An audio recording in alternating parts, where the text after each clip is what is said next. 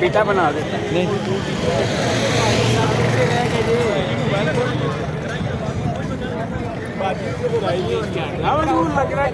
चलो मैडम बैठी जिन्हें छड़ के गए मैडम उत्ते ही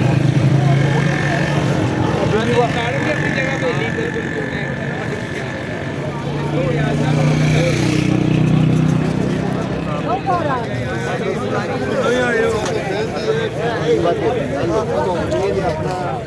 अस्सलाम वालेकुम सर, क्या हाल है जनाब? ठीक है जी, वाले हो?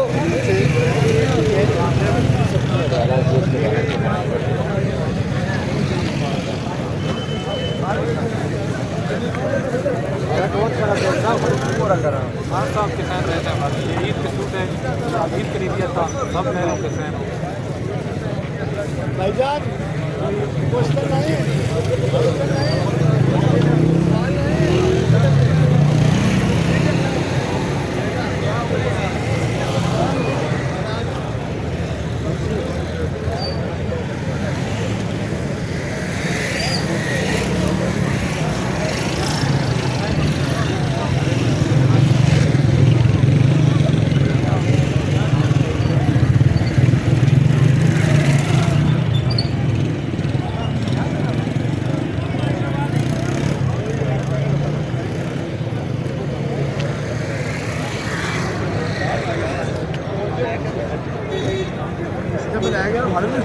हाँ